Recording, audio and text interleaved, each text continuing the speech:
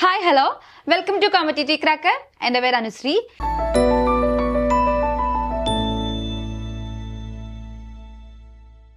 ഇന്നത്തെ ക്ലാസ്സിൽ നമ്മൾ എക്സൈസ് ഡ്രൈവർ അതുപോലെ തന്നെ ഫയർ ആൻഡ് റെസ്ക്യൂ ഡ്രൈവർ തുടങ്ങിയ പോസ്റ്റുകളിലേക്കുള്ള ജോഗ്രഫി സെഷനിൽ നിന്ന് എങ്ങനെയാണ് പഠിക്കേണ്ടത്, അതിന്റെ ഒരു ജോഗ്രഫി ക്ലാസ്സസ് എങ്ങനെ പഠിക്കണം, നിങ്ങൾ എങ്ങനെ അതിനെ അപ്രോച്ച് ചെയ്യണം തുടങ്ങിയ കാര്യങ്ങളാണ് ഇന്ന് നമ്മൾ ഡിസ്കസ് ചെയ്യാൻ വേണ്ടിയിട്ട് പോകുന്നത്. അപ്പൊ നമുക്ക് ആദ്യം ജോഗ്രഫിയുടെ സിലബസ് ഒന്ന് നോക്കാം. ഇതാണ് ജോഗ്രഫിയുടെ സിലബസ്. ജോഗ്രഫി എന്ന് പറയുമ്പോൾ നമുക്ക് 3 രീതിയിലാണ് ജോഗ്രഫീനെ അപ്രോച്ച് ചെയ്യുന്നത്. ഒന്ന് നമ്മൾ വേൾഡ് ഹിസ്റ്ററി അല്ലെങ്കിൽ ഫിസിക്കൽ ജോഗ്രഫി എന്ന് പറയുന്ന ഭാഗം, അതുപോലെ തന്നെ ഇന്ത്യൻ ജോഗ്രഫി, കേരള ജോഗ്രഫി. ഈ 3 സെഷൻ ആയിട്ടാണ് കിടക്കുന്നത്. ഇവിടെ നിന്ന് 4 തൊട്ട് 5 മാർക്കിന് വരെയാണ് ക്വസ്റ്റ്യൻസ് ചോദിക്കുന്നത്. ഓക്കെ, അങ്ങനെയാണെങ്കിൽ ഈ ഒരു സെഷനിൽ നമ്മൾ ഇതിനെ എങ്ങനെ പഠിക്കണം, അതായത് വളരെ വാസ്റ്റ് ആയിട്ട് കിടക്കുന്ന ഒരു സിലബസ് ആണ് അല്ലെ. ഈ വാസ്റ്റ് ആയിട്ട് കിടക്കുന്ന സിലബസിനെ എങ്ങനെ അപ്രോച്ച് ചെയ്യണം എന്നതാണ് ഇന്നത്തെ ക്ലാസ്സിൽ നമ്മൾ ഡിസ്കസ് ചെയ്യാൻ വേണ്ടിയിട്ട് പോകുന്നത്. അപ്പൊ എവിടെ നിന്നൊക്കെ പഠിക്കണം, ഏതൊക്കെ മെറ്റീരിയൽസ് ആണ് യൂസ് ചെയ്യേണ്ടത് തുടങ്ങിയ കാര്യങ്ങൾ നമ്മൾ ഡിസ്കസ് ചെയ്യുന്നതായിരിക്കും. അപ്പൊ നമുക്ക് ആദ്യം ഈ ഒരു സെഷൻ ഒന്ന് നോക്കാം. ഈ ഒരു സെഷനിലേക്ക് പോകുമ്പോൾ ഇത് കാണുമ്പോൾ തന്നെ നിങ്ങൾക്ക് മനസ്സിലാവും ഇവിടെ നിന്നും ചോദ്യങ്ങൾ വരുന്ന മേഖലകൾ ഇത് എന്ന് പറയുന്നത്. നമുക്ക് ആദ്യത്തെ ജോഗ്രഫിയുടെ കേസ് എടുത്ത് നോക്കുകയാണെങ്കിൽ ഭൂമിയുടെ ഘടന, അതുപോലെ തന്നെ അന്തരീക്ഷം, പാറകൾ അല്ലെങ്കിൽ ശിലകൾ, അതുപോലെ തന്നെ മർദ്ദവും കാറ്റും തുടങ്ങിയ ഭാഗങ്ങളിൽ നിന്നാണ് കൂടുതലും ചോദ്യങ്ങൾ കണ്ടുവരുന്നത്. ആദ്യമൊക്കെ ഈ വിദൂര സംവേദനത്തിന്റെ ഭാഗത്തുനിന്ന് ചോദ്യങ്ങൾ ഉണ്ടായിരുന്നു. ഇപ്പൊ അവിടെ ആ ഭാഗത്തു നിന്നുള്ള ചോദ്യങ്ങളുടെ എണ്ണം കുറവാണ്. ഇപ്പം ആദ്യത്തെ സെക്ഷനിൽ നമ്മൾ ഏറ്റവും ഇമ്പോർട്ടൻസ് കൊടുത്ത് പഠിക്കേണ്ട ഭാഗങ്ങൾ എന്ന് പറയുന്നത് തീർച്ചയായിട്ടും ഭൂമിയുടെ ഘടന, അന്തരീക്ഷം, ശിലകൾ, അതുപോലെ തന്നെ അന്തരീക്ഷ മർദ്ദവും കാറ്റും, താപനിലയും ഋതുക്കളും തുടങ്ങിയ ഭാഗത്തിനാണ് നിങ്ങൾ എന്ത് ചെയ്യേണ്ടത്, ഇമ്പോർട്ടൻസ് കൊടുക്കേണ്ടത്. അതുപോലെ തന്നെ സമുദ്ര ചലനങ്ങൾ. ഈ ഒരു ഏരിയയ്ക്കാണ് നമ്മൾ ആദ്യത്തെ സെഷനിൽ ഇമ്പോർട്ടൻസ് കൊടുത്ത് പഠിക്കേണ്ടത്. സെക്കൻഡ് സെഷനിലോട്ടേക്ക് വരുമ്പം ഈ ഒരു ഭാഗത്ത് നിന്ന് വളരെ ഫാക്ച്വൽ ആയിട്ടുള്ള ക്വസ്റ്റ്യൻസ്, ആദ്യത്തെ ഭാഗത്ത് നിന്ന് കോൺസെപ്ച്വൽ ക്വസ്റ്റ്യൻസ് ആണ് വരുന്നതെങ്കിൽ സെക്കൻഡ് പാർട്ടിൽ നിന്നും വളരെ ഫാക്ച്വൽ ആയിട്ടുള്ള ക്വസ്റ്റ്യൻസ് ആണ് വരാറുള്ളത്. അപ്പൊ ഇന്ത്യൻ ജോഗ്രഫിയുടെ ഭാഗത്ത് നിന്ന് ഇന്ത്യയുടെ ഭൂപ്രകൃതി വളരെ ഇമ്പോർട്ടന്റ് ആണ്. നമ്മുടെ 6 ഫിസിക്കൽ ഡിവിഷൻസും ഡീറ്റെയിൽ ആയിട്ട് തന്നെ പഠിച്ചു വെക്കുക. ആ 6 ഫിസിക്കൽ ഡിവിഷനിൽ ഏറ്റവും കൂടുതൽ ചോദിച്ചിട്ടുള്ളത് നോർത്തേൺ മൗണ്ടെയിൻ സിസ്റ്റം ആണ്. ഉത്തര പർവ്വത മേഖലയെ പറ്റിയും ഉത്തര മഹാസമതലത്തെ പറ്റിയും പീഠഭൂമിയിൽ നിന്നുമുള്ള ചോദ്യങ്ങൾ ധാരാളം വരുന്നുണ്ട്. സോ ആ 6 സെഷൻസിൽ, അതായത് 6 ഫിസിക്കൽ ഡിവിഷനിൽ ഏറ്റവും ഇമ്പോർട്ടൻസ് കൊടുത്ത് പഠിക്കേണ്ട 3 ഫിസിക്കൽ ഡിവിഷൻസ്, ഒന്ന് നമ്മുടെ ഉത്തര പർവ്വത മേഖല, ഉത്തര മഹാസമതലം, പിന്നെ പീഠഭൂമി. ഈ 3 മേഖലകൾ തീർച്ചയായിട്ടും നിങ്ങൾ പഠിക്കണം. അതിന്റെ ഒപ്പം തന്നെ പഠിക്കണം നദികളുടെ ഭാഗത്ത് നിന്ന് ഹിമാലയൻ നദികളും അതുപോലെ തന്നെ ഉപദ്വീപീയൻ നദികളും. ഇപ്പൊ ഏറ്റവും കൂടുതൽ ചോദ്യങ്ങൾ വരുന്നത് ഉപദ്വീപീയൻ നദികളുടെ ഭാഗത്തു നിന്നാണ്. സോ ഉപദ്വീപീയൻ നദികൾക്ക് പ്രാധാന്യം കൊടുത്തുകൊണ്ട് നദികൾ എന്ന സെഷനെ നിങ്ങൾ അപ്രോച്ച് ചെയ്യുക. ഇനി നമുക്ക് ഈ ഒരു സെഷനിൽ തന്നെ നമുക്ക് പറയാനുള്ളത് ഇന്ത്യയുടെ കാലാവസ്ഥയുമായി ബന്ധപ്പെട്ട ചോദ്യങ്ങൾ ഒരുപാടില്ലെങ്കിലും ഇടയ്ക്കൊക്കെ ഇന്ത്യയുടെ കാലാവസ്ഥ, മൺസൂണുമായി ബന്ധപ്പെട്ടിട്ടുള്ള ചോദ്യങ്ങൾ ധാരാളം കണ്ടുവരുന്നുണ്ട്. സോ കാലാവസ്ഥയും നിങ്ങൾ എന്ത് ചെയ്യുക, അതിനും ഒരു പ്രയോറിറ്റി കൊടുത്തു തന്നെ പഠിക്കുക. ഇനി കൃഷി വളരെ ഇമ്പോർട്ടന്റ് ആയിട്ടുള്ള ഏരിയ തന്നെയാണ് കൃഷി. ഇത് ഇക്കണോമിക്സിന്റെ ഭാഗത്തും കയറി വരാറുണ്ട്. സോ കൃഷി കൃത്യമായിട്ട് പഠിക്കുക. നമ്മുടെ വിവിധ ക്രോപ്പിംഗ് സീസൺസും വിവിധ ക്രോപ്പുകളെ പറ്റി കൃത്യമായിട്ടൊരു ധാരണ ഉണ്ടായിരിക്കുന്നത് നല്ലതായിരിക്കും. അതുപോലെ തന്നെ ഊർജ്ജ സ്രോതസ്സുകളുമായി ബന്ധപ്പെട്ട ചോദ്യങ്ങളും കണ്ടുവരുന്നുണ്ട്. സോ ഈ ഒരു സെഷനിൽ ഏറ്റവും കൂടുതൽ ഇമ്പോർട്ടൻസ് കൊടുക്കേണ്ട മേഖലയെ പറ്റിയിട്ടാണ് നമ്മളിവിടെ ഡിസ്കസ് ചെയ്തത്. ഇതിന്റെ കൂട്ടത്തിൽ ഞാൻ പറഞ്ഞ പോലെ നദികൾക്ക് ഒരു സ്പെഷ്യൽ പ്രയോറിറ്റി കൊടുത്തു തന്നെ നിങ്ങൾ ഇന്ത്യൻ നദികളെ കൃത്യമായിട്ടും പഠിക്കണം. അപ്പം ഈ ഇന്ത്യൻ ജോഗ്രഫിയുടെ ഭാഗത്തുനിന്ന് ഈ ഫാക്ച്വൽ ആയിട്ടുള്ള ക്വസ്റ്റ്യൻസ് ആണ് വരുന്നതെന്ന് മനസ്സിലാക്കി വെക്കുക. അപ്പൊ കൃത്യമായിട്ടും ബേസിക് ഫാക്റ്റുകളൊക്കെ ഉറപ്പിച്ച് തന്നെ എന്ത് ചെയ്യുക, ഈ ഒരു സെക്ഷനെ നിങ്ങൾ ഹാൻഡിൽ ചെയ്യുക. കേരള ജോഗ്രഫിയുടെ ഭാഗത്തേക്ക് വരുമ്പം കേരള ജോഗ്രഫിയുടെ കാര്യത്തിലേക്ക് വരുമ്പോൾ ഇവിടെ നമ്മുടെ ജില്ലകളുമായി ബന്ധപ്പെട്ട ചോദ്യങ്ങൾ വന്നു കാണുന്നുണ്ട്. ചില ജില്ലകളിലെ മാച്ച് ദ ഫോളോവിംഗ് ഒക്കെയായി ബന്ധപ്പെട്ടിട്ടുള്ള ചോദ്യങ്ങളാണ് കണ്ടുവരുന്നത്. ഇവിടെയും നദികൾ വളരെ ഇമ്പോർട്ടന്റ് തന്നെയാണ്. കേരളത്തിലെ നദികളുടെ ഭാഗത്തുനിന്ന് ചോദ്യങ്ങൾ ധാരാളമുണ്ട്. അതുപോലെ തന്നെ നമ്മുടെ വന്യജീവി സങ്കേതങ്ങൾ, അതുപോലെ തന്നെ ഗവേഷണ സ്ഥാപനങ്ങൾ, കൃഷിയും ഗവേഷണ സ്ഥാപനങ്ങളും ഇമ്പോർട്ടന്റ് ആണ്. ധാതുക്കൾ ഇമ്പോർട്ടന്റ് ആണ്. ഈ ഒരു സെഷനാണ് അവിടെ ഇമ്പോർട്ടന്റ് ആയിട്ടുള്ളത്. അപ്പം ഈ 3 ജോഗ്രഫിയിൽ ഏറ്റവും ഇമ്പോർട്ടന്റ് ആയിട്ടുള്ള സെഷൻസ് ഏതൊക്കെ എന്നാണ് നമ്മൾ ഇപ്പം പറഞ്ഞത്. അങ്ങനെയാണെങ്കിൽ ഇവിടെ ഇതൊക്കെ നമ്മൾ എവിടെ നോക്കി പഠിക്കും എന്നതൊരു ക്വസ്റ്റ്യൻ മാർക്കാണല്ലോ. എല്ലാവരും വിചാരിക്കും എവിടുന്ന അപ്പൊ ഈ ഒരു സെഷനൊക്കെ പഠിക്കേണ്ടത് എന്നൊരു ചിന്ത നിങ്ങൾക്ക് എല്ലാവർക്കും ഉണ്ടാകും. അപ്പം ഇതിന്റെ സോഴ്സ് നിങ്ങൾ എവിടെ നിന്ന് പഠിക്കണം എന്നുള്ളതിനെ പറ്റിയിട്ടാണ് ഇനി പറയുന്നത്. ശരിക്കും പറഞ്ഞാൽ നമ്മൾ ടെക്സ്റ്റ് ബുക്കുകൾ മാത്രം ആശ്രയിച്ചാൽ മതി ജോഗ്രഫി പഠിക്കാൻ വേണ്ടിയിട്ട്. അതിനപ്പുറത്തോട്ടേക്ക് നിങ്ങൾക്ക് ഒരുപാട് ബുക്സുകൾ വായിക്കുന്നതിൽ നല്ലത് കൃത്യമായിട്ട് നിങ്ങൾ ടെക്സ്റ്റ് ബുക്കുകൾ പഠിച്ചു പോവുക എന്നുള്ളതാണ്. അപ്പൊ നിങ്ങൾക്ക് 5 തൊട്ടിട്ട് 11 വരെയുള്ള ക്ലാസ്സിലെ ടെക്സ്റ്റ് ബുക്കുകൾ യൂസ് ചെയ്യാം.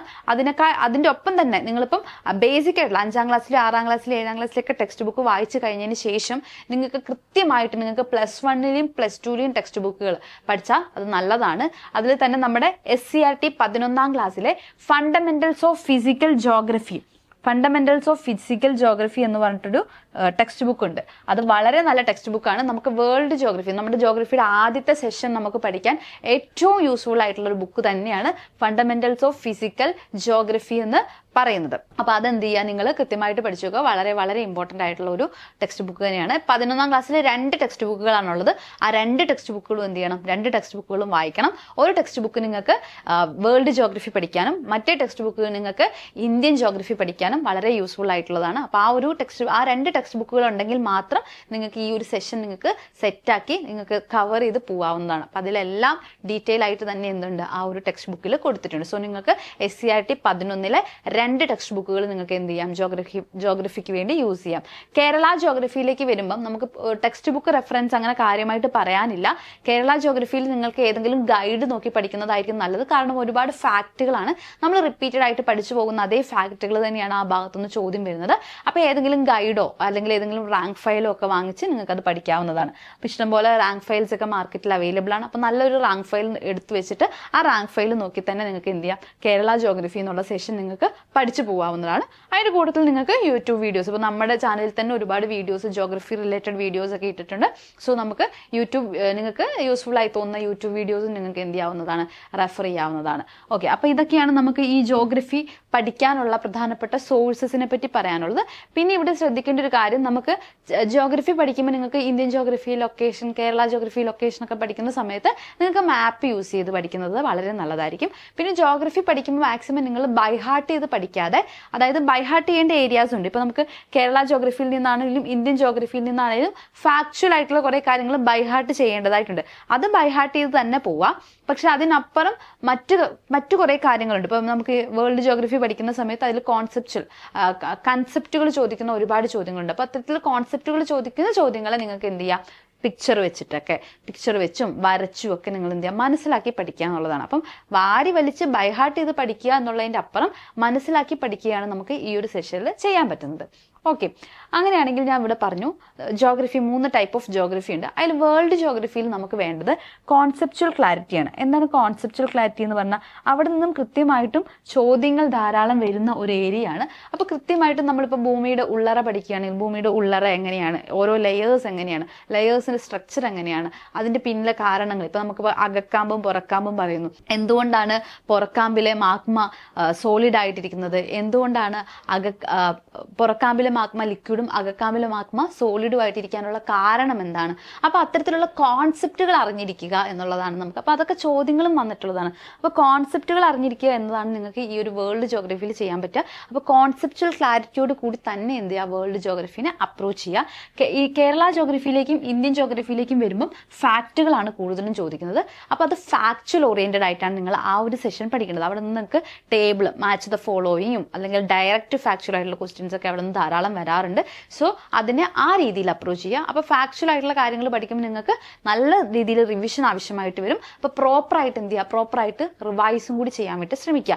ഇതിൻ്റെ ഒപ്പം നിങ്ങൾ ശ്രദ്ധിക്കേണ്ടത് PYQ പ്രാക്ടീസ് ആണ്. നിങ്ങൾക്കിപ്പോൾ വേൾഡ് ജോഗ്രഫിയുടെ സെഷൻസ് ഒക്കെ പഠിച്ചു കഴിഞ്ഞതിന് ശേഷം നിങ്ങൾക്ക് ആ ഭാഗത്തു നിന്ന് വന്നിരിക്കുന്ന PYQs അറ്റൻഡ് ചെയ്യുമ്പോൾ നിങ്ങൾക്ക് ഏകദേശം ധാരണ കിട്ടും ഏത് രീതിയിലാണ് ക്വസ്റ്റ്യൻസ് സ്ട്രക്ചർ ചെയ്യുന്നത്, ഏത് രീതിയിലാണ് ക്വസ്റ്റ്യൻസ് വരുന്നത് എന്നുള്ളതിനെപ്പറ്റി നല്ലൊരു ധാരണ നിങ്ങൾക്ക് ലഭിക്കുന്നതാണ്. സോ നിങ്ങൾ PYQ ബേസ് ചെയ്തിട്ട് എന്ത് ചെയ്യുക, PYQ കൂടി നിങ്ങൾ ഇതിൻ്റെ കൂട്ടത്തിൽ കൃത്യമായിട്ട് പ്രാക്ടീസ് ചെയ്ത് കൊണ്ടുപോകാൻ വേണ്ടിയിട്ട് ശ്രമിക്കുക. അപ്പോൾ ഈ രീതിയിലാണ് നിങ്ങൾ എന്ത് ചെയ്യേണ്ടത്, ജോഗ്രഫി എന്ന സബ്ജക്റ്റിനെ ഐഡന്റിഫൈ ചെയ്യേണ്ടത്. അപ്പോൾ നമ്മൾ ഡിസ്കസ് ചെയ്തു ഈ ജോഗ്രഫിയിൽ തന്നെ ഏറ്റവും ഇമ്പോർട്ടൻ്റ് ആയിട്ടുള്ള, അതായത് 3 ജോഗ്രഫി ഉണ്ട്. ഈ 3 ജോഗ്രഫിയിൽ ഏത് ഏരിയാസിനാണ് ഫോക്കസ് കൊടുക്കേണ്ടതെന്നൊക്കെ നമ്മൾ ഓൾറെഡി ഡിസ്കസ് ചെയ്ത് കഴിഞ്ഞു. അതൊക്കെ മനസ്സിൽ വെച്ചുകൊണ്ട് വേണം നിങ്ങൾ എന്ത് ചെയ്യാൻ, ജോഗ്രഫീനെ അപ്രോച്ച് ചെയ്യാൻ വേണ്ടി ശ്രദ്ധിക്കുക. ഇവിടെ നിന്ന് 4 തൊട്ട് 5 വരെയാണ് മാർക്കിംഗ് റേഞ്ചസ് വരുന്നത്. അപ്പം അവിടെ നിങ്ങൾ ശ്രദ്ധിക്കേണ്ട കാര്യം, ഇത്രയും വാസ്റ്റ് ആയിട്ടുള്ള സിലബസ് ഫുള്ള് ഇരുന്ന് കവർ ചെയ്ത്, അതായത് ദിവസങ്ങളും മാസങ്ങളൊക്കെ എടുത്ത് അത്രയും അങ്ങനെ കവർ ചെയ്യാതെ ലിമിറ്റഡ് ടൈമിൽ നിങ്ങൾ എന്ത് ചെയ്യണം, കവർ ചെയ്യണം. കാരണം അവിടെ 5 മാർക്കേ വരുന്നുള്ളൂ. ഈ മൊത്തം പോർഷൻസ് നിങ്ങൾ പഠിച്ചാലും അവിടെ 5 മാർക്കേ ഉള്ളൂ, അല്ലെങ്കിൽ 4 മാർക്കേ ഉള്ളൂ. ആ ഒരു റിയാലിറ്റി മനസ്സിലാക്കിക്കൊണ്ട് വേണം ഈ ഒരു സെഷനെ നിങ്ങൾ പഠിക്കാൻ വേണ്ടിയിട്ട്.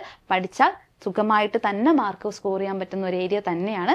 സോ ഒരുപാട് ടൈം അവിടെ കൊണ്ട് ഇൻവെസ്റ്റ് ചെയ്യാണ്ട് കുറച്ച് സ്മാർട്ടായിട്ട് ടോപ്പിക് ഐഡൻറ്റിഫൈ ചെയ്ത് തന്നെ നിങ്ങൾ എന്ത് ചെയ്യുക, ഈ ഒരു സെഷനെ പഠിക്കാൻ വേണ്ടിയിട്ട് ശ്രമിക്കുക. അപ്പം നിങ്ങൾ നമ്മുടെ ഫയർ ആൻഡ് റെസ്ക്യൂ ഡ്രൈവറിൻ്റെ ഒക്കെ പോസ്റ്റ് അപ്ലൈ ചെയ്തില്ലേ? കാറ്റഗറി നമ്പർ 552/2025 നോട്ടിഫിക്കേഷൻ വന്നേക്കുന്നത്. അപ്ലൈ ചെയ്തിട്ടില്ലെങ്കിൽ തീർച്ചയായിട്ടും എന്ത് ചെയ്യണം, അപ്ലൈ ചെയ്യണം. സോ നമുക്ക് ഈ ഒരു ഇതൊക്കെ നമ്മൾ ഇപ്പോഴേ പഠിച്ചു വെക്കണം അല്ലേ? നമുക്കിപ്പോൾ അപ്ലൈ ചെയ്യേണ്ട ടൈമൊക്കെ ആയി. അപ്പോൾ നമ്മൾ എന്ത് ചെയ്യണം, ഇപ്പോഴേ പഠിച്ചു തുടങ്ങേണ്ടതായിട്ടുണ്ട്. അങ്ങനെ നമ്മൾ പഠിച്ച് സിസ്റ്റമാറ്റിക്കായി പഠിച്ചു തുടങ്ങിയാൽ മാത്രമേ എന്ത് ചെയ്യാൻ പറ്റുള്ളൂ, നമുക്ക് നല്ലൊരു റാങ്കിലോട്ടേക്കും നല്ലൊരു രീതിയിലോട്ടേക്കും നമുക്ക് പെർഫോം ചെയ്യാൻ പറ്റുള്ളൂ എക്സാം ഹോളിലോട്ടേക്ക്. സോ ഇപ്പോഴേ നമുക്കത് പഠിച്ചു തുടങ്ങേണ്ടത് വളരെ അനിവാര്യമായിട്ടുള്ള കാര്യമാണ്.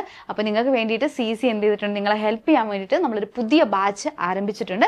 ഈ ബാച്ചിൻ്റെ ഭാഗമായിട്ട് നിങ്ങൾക്ക് ലൈവ് ക്ലാസ്സുകളും അതിൻ്റെ PDF നോട്ടുകളും വീക്ക്ലി എക്സാംസും ഡെയിലി ടൈം ടേബിളും മെന്റർഷിപ്പ് സപ്പോർട്ടും ഒക്കെ ലഭിക്കുന്നതായിരിക്കും. അപ്പോൾ നിങ്ങൾക്ക് ആർക്കെങ്കിലും ഈ ബാച്ചിൻ്റെ ഭാഗമാകാൻ നിങ്ങൾ ആരെങ്കിലും ആഗ്രഹിക്കുന്നുണ്ടെങ്കിൽ ഈ 8590202323 ഈ നമ്പറിലേക്ക് എന്ത് ചെയ്യുക, ഈ നമ്പറിലേക്ക് കോൺടാക്ട് ചെയ്യുക.